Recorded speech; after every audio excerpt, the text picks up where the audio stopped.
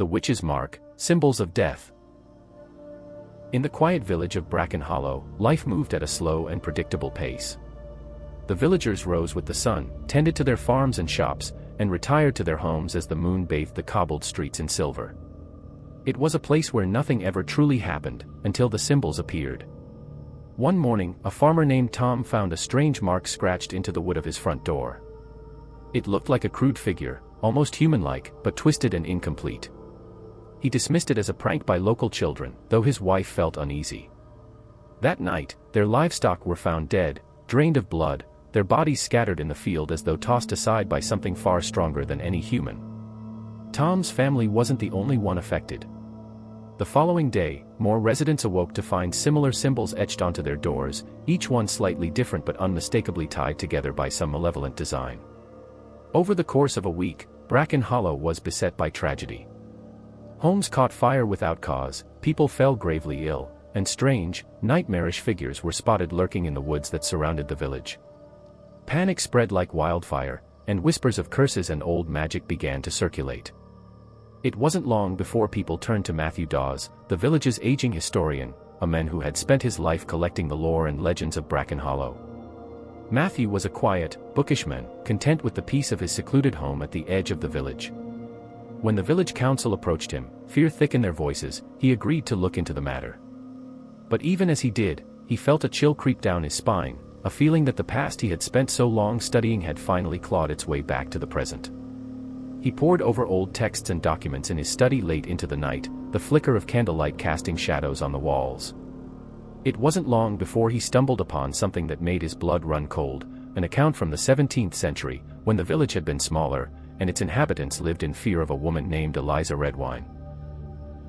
Eliza had been accused of witchcraft, blamed for a series of mysterious deaths and disappearances.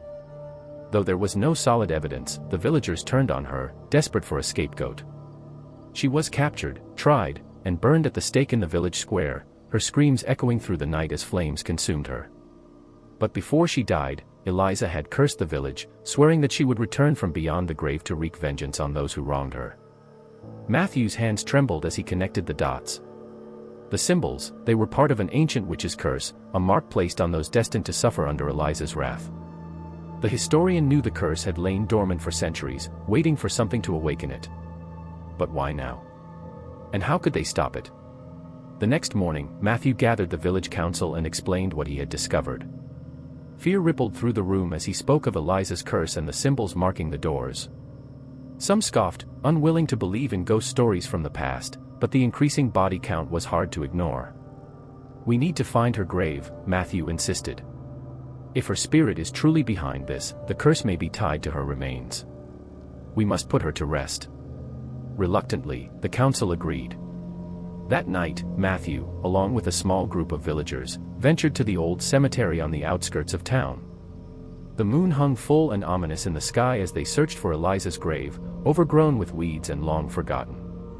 When they finally uncovered the headstone, the earth beneath it was cold, almost unnaturally so. They began to dig, their shovels striking the packed earth with growing urgency. As they worked, the wind picked up, howling through the trees like the wail of a banshee. Shadows danced in the corners of their vision, flickering like the dying embers of a fire. Suddenly, one of the men let out a cry. His shovel had hit something, a wooden box, buried deep beneath the soil. They hauled it out, brushing away the dirt, and pried open the lid. Inside lay a collection of bones, wrapped in rotting cloth. But there was something else, an old, leather-bound book, its pages yellowed with age. Matthew's heart sank as he realized it was a grimoire, Eliza's book of spells. As he reached for it, the ground beneath them shook. A voice, soft and whispering, rose from the earth, carried on the wind. It was a woman's voice, filled with hatred and pain. "You dare disturb me?" The air around them thickened, and from the shadows, figures began to emerge, twisted, ghostly forms, their eyes glowing with malice. The villagers stumbled back, terror gripping them as the spirits of those who had died under Eliza's curse closed in. Matthew, his heart pounding, opened the grimoire. The pages were filled with strange symbols, the same ones that had been carved into the doors of the villagers. He scanned the text, desperately searching for a way to stop the curse. There, in the margins of the final page, he found it, a spell of banishment, written in a language long forgotten. Matthew spoke the words aloud, his voice shaking as the spirits drew nearer. The ground trembled, and the air crackled with energy. The figures halted, their forms flickering as though caught between worlds. With a final, desperate shout, Matthew completed the spell. A deafening roar filled the air, and the spirits were pulled back into the ground, disappearing into the earth. The wind died down, and silence fell over the cemetery. The curse had been lifted. In the days that followed, the strange symbols faded from the doors of the village. The bizarre and deadly events ceased, and Bracken Hollow slowly returned to its quiet, peaceful existence. But the villagers never forgot the night they had come face to face with the past. And though Eliza Redwyne's curse had been broken, Matthew knew that some things could never truly be laid to rest. The witch's grimoire, now locked away in his study, was a reminder of the darkness that had once gripped the village, and the power of the forgotten dead. Like and subscribe for more supernatural tales.